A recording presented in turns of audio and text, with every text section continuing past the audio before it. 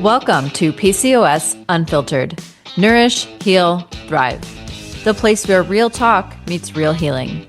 I'm your host, Lindsay, a health and nutrition coach, mindful eating advocate, and fellow health warrior. Each week, we're diving deep into the truth about PCOS, from nutrition and mindful habits to emotional healing and everything in between, all without the filters, the fads, or the shame. If you're ready to ditch the diets, listen to your body, and finally thrive, you're in the right place. Now, as a reminder, the content shared on PCOS Unfiltered is for informational and educational purposes only. The views and opinions expressed by the hosts and guests are not intended to serve as medical advice. Always consult with a qualified healthcare professional before making any changes to your diet, exercise, or treatment plan. The information shared is based on personal experience and expert interviews and is not a substitute for professional medical guidance.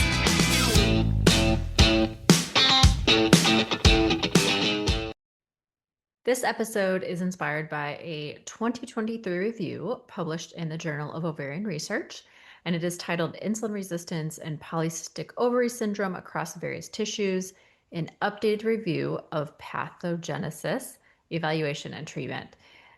What does that even mean, right? So we're going to unpack what the research reveals, why insulin resistance is such a game changer in PCOS, and how understanding it can guide better treatment and real healing. Yes, I talk about insulin resistance a lot. I feel like in some form, it gets brought up in just about every single one of my episodes. And that is because it is super important. I think the more research that comes out shows the role that it's playing in many conditions, but also specifically with PCOS. PCOS is one of the most common endocrine disorders in women. And as you may or may not know, it is marked by irregular ovulation and elevated androgens and possibly cysts on the ovaries. And I say that because you don't even need to have ovarian cysts anymore to be diagnosed, because insulin resistance is, playing a role here.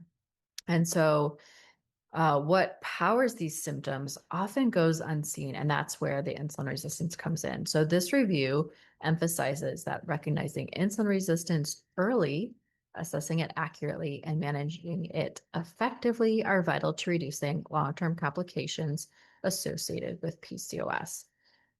Think of insulin resistance as a hidden fuel.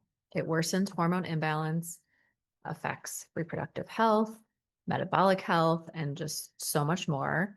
And so understanding it can change how we approach treatment. And that is from the study. First, let's clarify the basics. PCOS is characterized by chronic problems in ovulation and androgen excess. Remember, androgen are those male hormones. And what this means is that symptoms like irregular menstrual cycles, acne, hair growth, especially on the face, may be something that you're dealing with. Insulin resistance occurs when bodily tissues like muscle, fat, and liver become less responsive to insulin. So your body compensates by pumping out more insulin, leading to elevated insulin levels, and this is known as hyperinsulinemia. This overload of insulin can ripple through various tissues. Now, if you caught my 3-part series when I kicked off this podcast, I always recommend going back and revisiting those again, because it comes up so much, and that kind of gives you just some basic groundwork. But in that, I do talk about the role insulin plays in several systems throughout your body. So anyways, this overload can ripple through various tissues. And what that does is it can worsen PCOS symptoms, and it really creates a vicious metabolic cycle. So the reviewed study explains that this relationship is central across multiple body systems. Next, let's explore how insulin resistance fuels PCOS. The review synthesizes recent findings on mechanisms. So specifically talking about in the liver for the first one. And in the liver, insulin resistance impairs the metabolism of glucose, or, sugar, and it increases lipid or fat production, and this creates metabolic stress. and adipose tissue, which is a connective tissue, basically where you store fat. The high insulin levels promote fat accumulation and disrupt normal hormone metabolism. And then you have in the ovaries, elevated insulin amplifies androgen production, again, those male hormones. And this disrupts ovulation and then contributes to PCOS features. So this kind of interplay across tissues, specifically the liver, fat, and ovaries, creates a compounded effect, which means it's metabolic dysfunction that contributes to reproductive dysfunction, and then that in turn worsens the metabolic imbalance. So again, just kind of becomes a vicious cycle. So let's kind of dive a little bit deeper here, starting with the liver. Impaired insulin signaling here leads to increased gluconeogenesis. And so that's where your body is using non-carbs basically to kind of keep your blood sugar levels steady. So think about this, if you fast, and whether that means either overnight or if you're intentionally fasting, that's what's going to get you through those times, or maybe more intense exercise, something like that. That's going to help keep your blood sugar levels steady. And then there's the lipogenesis as well, that's using carbs to basically turn those into fatty acids. And so the study highlights how these shifts worsen both blood sugar and lipid profiles. As far as the adipose or fat tissue, insulin resistance alters how fat cells handle the glucose and the hormones. And this can raise circulating androgens and inflammatory markers, again, further feeding PCOS symptoms. And then with the ovarian tissue, you have elevated insulin, which enhances or amplifies those male hormones, the synthesis of those male hormones, and this disrupts follicle development and ovulation, which, as you may or may not know, lies at the heart of PCOS reproductive issues. So by breaking it down tissue by tissue, the review gives us insight into how a systemic problem manifests differently in each part of the body, and especially for the parts of the body specific for PCOS. How do we measure insulin resistance in a clinical context? Again, I've talked about this before. Insulin level is what I always ask for if I can. And while the review summarizes various evaluation tools, it emphasizes the importance of early and accurate assessment.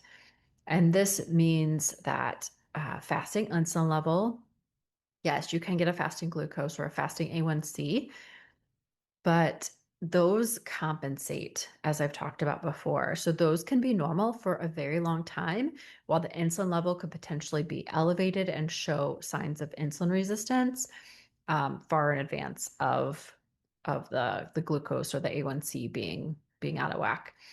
The main takeaway here is early detection enables effective interventions that reduce long-term risks.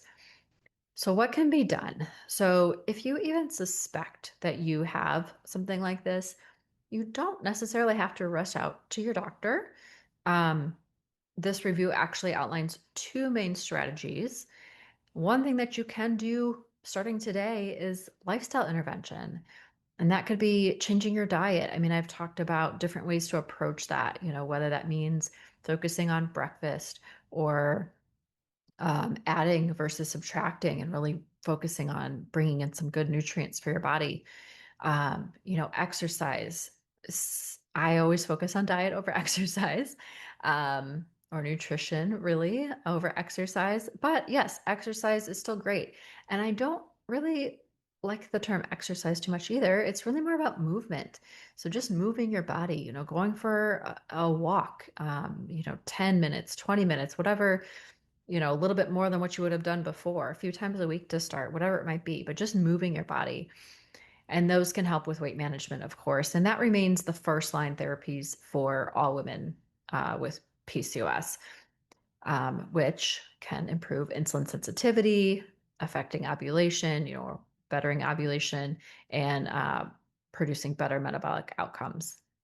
The other option, yes, if you want to visit your doctor, metformin kind of remains the gold standard for that. And that reduces that gluconeogenesis, though. and intestinal glucose absorption and lipogenesis. That's a mouthful there. So it's kind of doing the work for you, where if you are making the lifestyle interventions, or, changing some things on your own, your body's going to kind of naturally adjust. There are some other emerging options, of course, like GLP-1s, for example, but you have to consider side effects, contraindications, and just personalized considerations here, because everybody is so different. And no matter what you choose, just educate yourself really about what you're doing. And maybe, the metformin might be kind of a little bridge as you're making some changes in your lifestyle. The key message from this study, though, is that combining lifestyle changes with appropriate pharmaceuticals can significantly reduce PCOS symptoms and long-term complications.